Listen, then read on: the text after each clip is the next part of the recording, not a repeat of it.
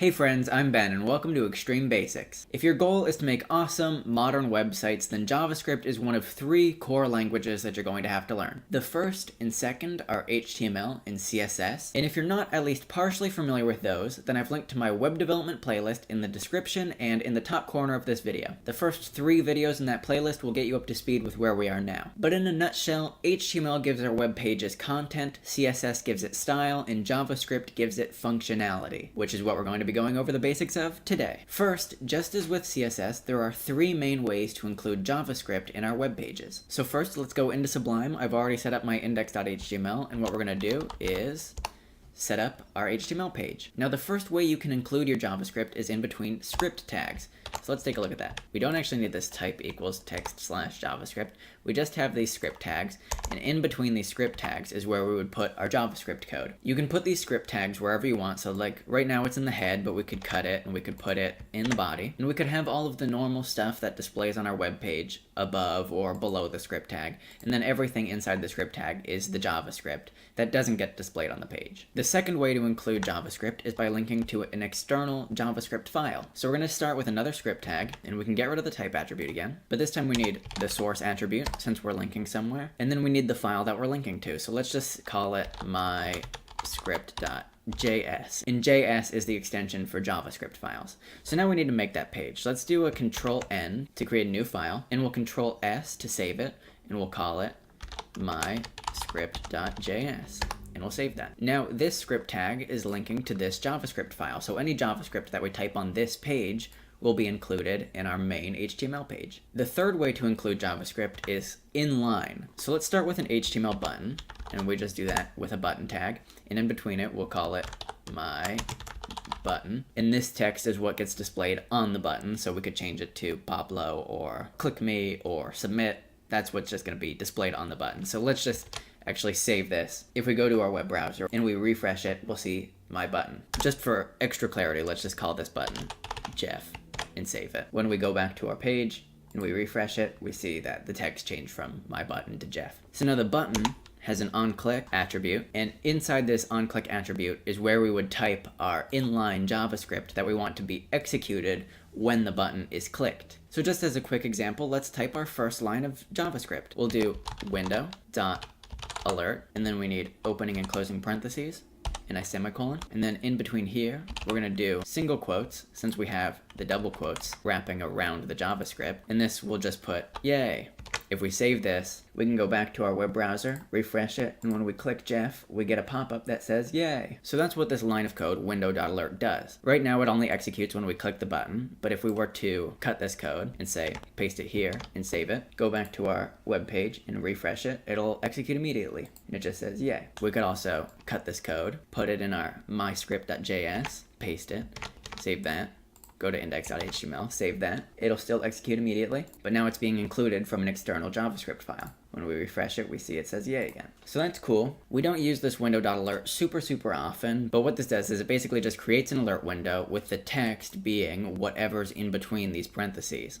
So we can cut that, save it. We can go back here. Now with JavaScript, there are a few core things that we do over and over and over again to add a lot of different functionality to our site. So if we just learn these few basic things, we've basically gotten like 80% of the way to making really functional websites. The first thing that we can do with JavaScript is change on the fly the actual content of our HTML page. So say we have a div, and inside let's just say we have an h1 that says hello world. And then below our h1, let's just put some text. Now with JavaScript, if we wanted to, we could replace everything that's inside of this div with a single line of code. But first, we have to have a way for JavaScript to know that this is the div that we want to change the content of. Because say we had another div on our page, so let's just copy this, paste it directly below it. If we had just a line of JavaScript that said, replace the text between the div, how would it know that we're talking about this div and not this div? Now, we do that by giving all of the elements that we want to access with our JavaScript a unique identifier. So we do that with an ID attribute. The ID is super similar to the class, and we learned about classes in our CSS tutorial. A class is just a way of grouping together a bunch of similar items, and you can give a class any name you want. So you can call it my class or red bold to kind of describe what the class does in CSS. Or you could just call it mark or pizza pie. It doesn't matter. The difference between the class and the ID, though, is you can use a class multiple times in your web page. So like this div and this div here could have the same class if we wanted to apply the same CSS to them, but they have to have different IDs. You can only have one element with one ID. You can't use an ID multiple times. So if we give this an ID of div1, we can't give this one an ID of div1, because that would make us run into the same problem again with our JavaScript of it doesn't know which div1 we want to change the content of. So let's call this one div2 then. Just as a quick side note, you may remember in CSS, the way that we select a class is with a period and then the name of the class. If you want to select an ID and change the CSS of a specific element via its ID, you do it with a hashtag or pound sign and then the name of the ID. So now that we have a unique ID on both of our elements, we can select it in our JavaScript with document.getElement by ID, lowercase d, and then an opening and closing parentheses. We'll put a semicolon at the end of the line. And then in between this single quotation is the ID of the element that we want to select.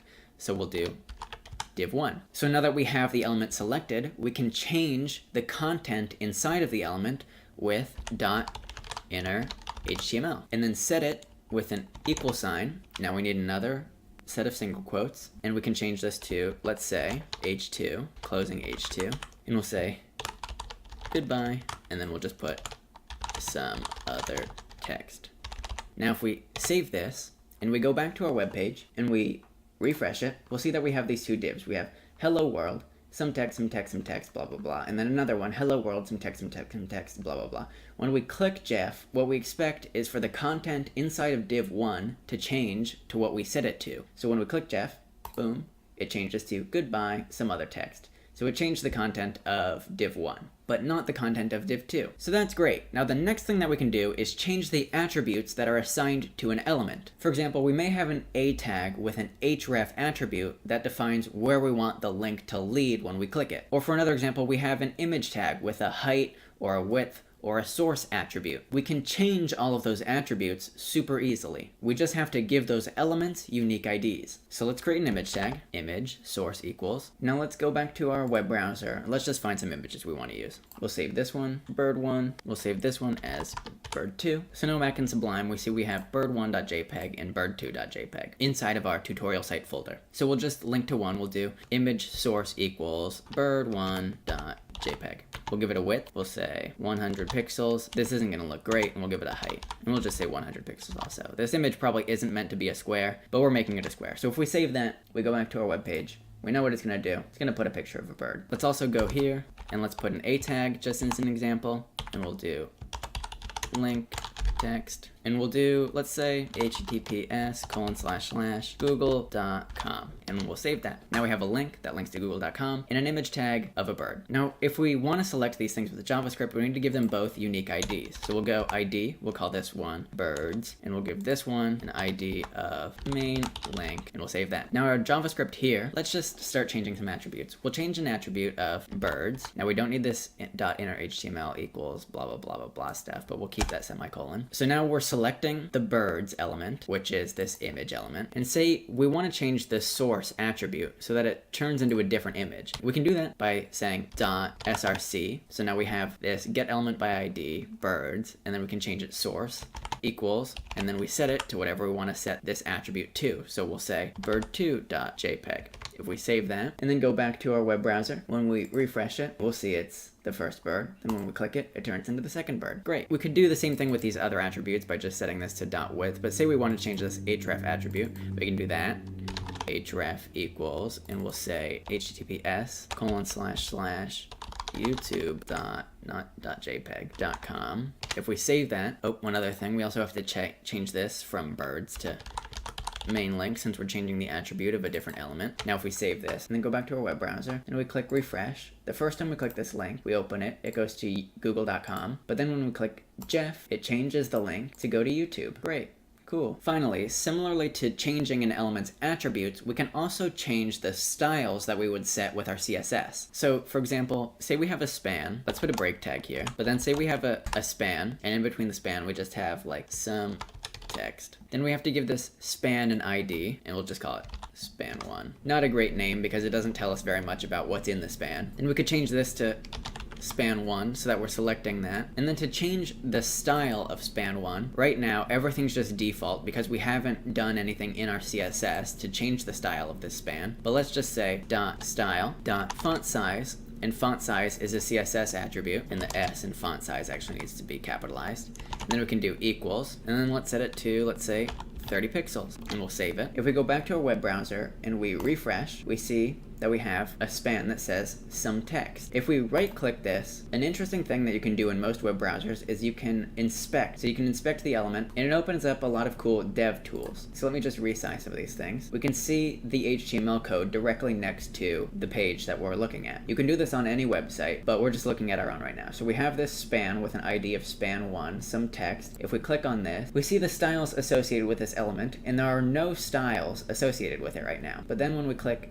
Jeff, we see that it gets font size 30 pixels added to it, and we see that it becomes bigger. This inspector is actually a great way to test out some different styles for your page because you can actually change things on the fly. So like say we're not quite sure if we like 30 pixels, let's change it to 60 here. This is a way to just test things out in a way that's not permanent, so changing it here doesn't change it on your code. You can enable and disable different attributes. So that's just a quick look at a really cool tool. But we can close that now. Another style that we could change, say we wanted to hide this div instead of changing the content of it, we could go back to div1 and we could do style.display. Display is another CSS attribute, and we can change the value to none. So when we save this, we go back to our web browser, we refresh it, we see this is displayed, but when we click Jeff, it gets hidden. It's not a great example because both of the elements have the same text in them. You can't really tell which one got hidden, but the element on top got hidden. The first div got hidden. All right, let's go back to our code and let's just look at a few more things. Say we wanted to change multiple things all at once with a single HTML button. It'll get super confusing really fast if we were to write all of the code on one line inside of just like this onclick attribute here. So that's why we have these script tags and this external JavaScript file. But if we took the code out of here and we put it in our script tags, this is gonna get executed immediately. So as soon as the page loads, this line of code is gonna fire and it's gonna change div1's style, and it's going to set the display attribute to none, so it's going to be hidden right away. But we don't want to do that, we just want to hide it when we click the button. So to do that, we can put this code inside of what is known as a function, and then we just call that function from the onclick attribute of the button. So let's look at that. We create a function by saying function, and then we need a function name. Let's just call it test function, but we could also call it Bob. And then we have opening and closing parentheses and opening and closing curly bracket. Inside of the curly brackets is where we put the code that we want to be executed when the function is called. So now we can call this function from the onclick attribute by just saying Bob and then opening and closing parentheses and then a semicolon. So now when we click this button, it's gonna say, hey, I'm trying to execute Bob. And then it's gonna find Bob down here and it's gonna run the code that's inside of Bob. So let's save that, go back to our web browser. We can refresh the page. It's not gonna do anything different, but when we click the button, just to see that it's working, it hides the correct div. So now you can see we can put multiple lines of code right here. So now instead of hiding div1, let's change the style.width equal to, let's say, 50%. Save that. Let's go back to our web browser, refresh that just to see that it's working. We click it and it changes the div width to 50%. Just for clarity, we can go back to our code and we can just get rid of div2 because we're not going to be messing with it right now. Say we also want to change another thing about this same div. Let's copy this line of code then, and we'll paste it onto this line, and we'll do style dot, and we'll do color, and this is going to be the text color, and we'll say red. So we save that, we go back to our web browser. Now we see when we refresh the page, it goes back to how it was. When we click Jeff, it turns all the text red and it makes the div 50% of the width of the page. So just for explanation's sake, let's put another one of these in, but we'll change this to birds, and we'll change, instead of style.width, we'll do .src, and we'll change this to bird2.jpg. What this function does now is it first gets the div1 element and changes the width to 50%, then it gets the div1 element and changes the color of the text to red, and then it gets the birds element, and it changes the source attribute to bird2.jpg instead of bird1.jpg. Super straightforward, but is there any other way that we could simplify this code? Well, as you probably noticed, we're typing document.getElementById a lot. So instead of typing it over and over again, let's take advantage of what are known as variables. A variable in programming is just a way of storing information. So let's look at what that means. We create a variable in JavaScript by first typing var for variable, and then we type the name of the variable. So let's just say var1 for variable 1. That's just the name that we give to our variable. We can call it apples. The point of naming your variables a certain way is just to help you remember what type of information is stored in that variable. So again, you can call your variable whatever you want, but there are some standards for how you name your variables. So just right off the bat, your variable should be all lowercase unless it contains multiple words. If I wanted to say, instead of apples, I want it to be apple pie, I wouldn't say apple pie all lowercase. I could either do apple underscore pie, that's one way, or there's camel case, which is you just capitalize the first letter of every subsequent word. So we'd do apple and then capital P and pie. Straightforward. So if you had another variable, say we called this my variable, we can either do my underscore variable, or we can do my variable, or say it had 3 words, we could do my variable name. Now you can store a bunch of different types of information in variables. For example, we can store what are called strings, which is basically just text, and it needs either a single or double quote. So in between the single or double quote is where you put the text. So let's say this is a string. That's how you would store a string. There's also integers, which are whole numbers like 1 or 2 or 3 or 4, or there's floats, which are numbers with decimal places, so that's like 1.26 or 3.4.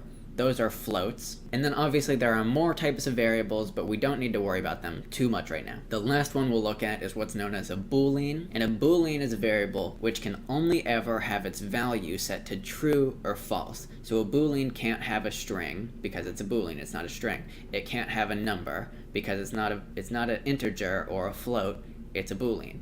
Booleans are only ever true or false, or 0 or 1. So now that we kind of understand the extreme basics of variables, let's move back to what we were trying to do, which was simplify our code here. Because we're selecting this div a lot of times, let's create a new variable called div1, and we'll set it equal to document.getElementById div1. We'll cut that and we'll paste it here. So now we have this new variable that's set equal to document.getElementById div1. And now wherever we had document.getElementById div1, we can just type div1. So we can get rid of this here and replace it with div1. We could do the same thing here. We could have a variable called birds, and we can cut this, change this to birds, since that's the name of the variable. Paste that there, and then obviously we need a semicolon at the end. So we have variable div1.style.width equals 50%, div1.style.color equals red, and birds.source equals bird2.jpg. So now this looks a lot more straightforward, and we're typing document.getElementById less if we were to need this div1 over and over and over and over again. Say, since with div1 we're only ever changing the style, so we could do variable div1 equals document.getElementById div1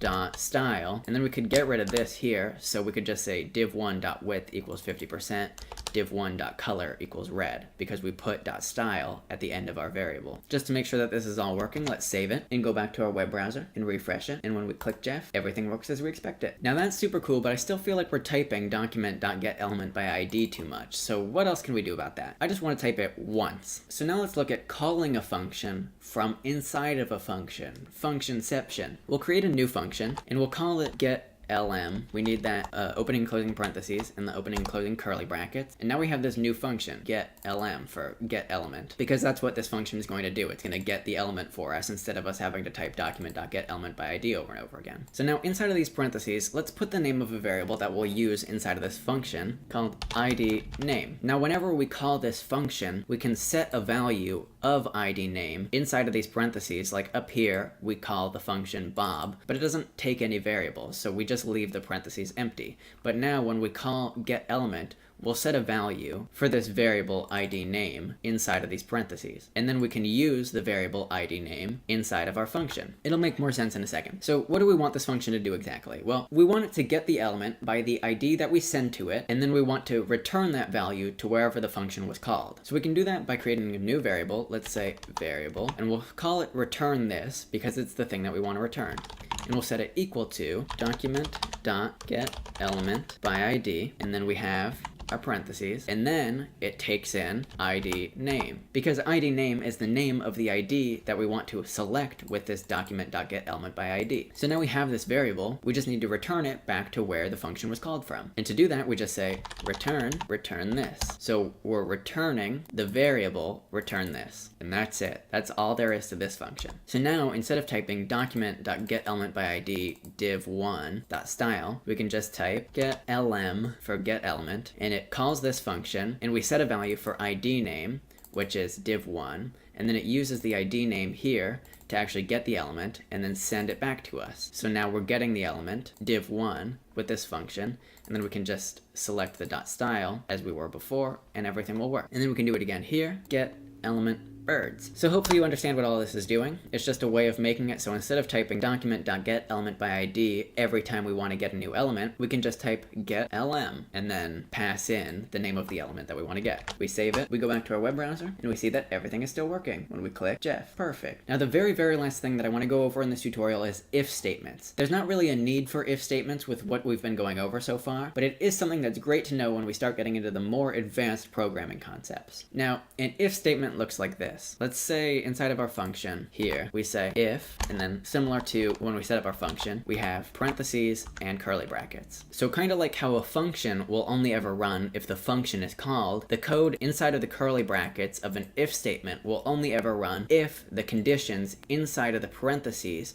are determined to be true. So for example, say we have two variables. Let's make two more variables, and we'll say variable a equals 1, and then variable b equals 2. We've set a variable a and a variable b to integer types with values of 1 and 2. And now we can assess this. We can say if a equals b, and this is a way of saying if variable a has the same value as b, and we use a double equals instead of a single equals because single equals are used for setting variables, but the double equals is for comparing variables. We say if a equals b, then run the code here. We'll do window.alert, and we'll do yay again. When we save this, we see that the window alert doesn't pop up because a doesn't equal b. If we go back into our code and we change b equal to 1 as well, then a equals b will be true, and this window.alert will run. So if we save it, we go back to our web browser and we refresh it and click Jeff, we see it runs. Boom. Great. Now the comparison inside of the if statement is only assessing whether or not the thing is true. So it doesn't have to necessarily be a comparison. I mentioned before Booleans. Say we had a variable called bool1 and we set it to true. Instead of having a comparison in here, we can just put bool1 for boolean 1. And because bool1 has a value of true, this code will run. But if bool1 had a value of false, then this code wouldn't run. We'll get into when we would use these booleans in the future, but it's important to understand that you don't need a comparison. The comparison is just to give us a true or a false, because that's what the if statement is expecting. Now, we already looked at the equals, but let's quickly go over what are known as logical operators. So we have a equals b, and this determines if a is equal to b, and that's the first logical operator. Then there's also greater than. So if a is greater than b, right now it's equal to, so this would be false. You have less than,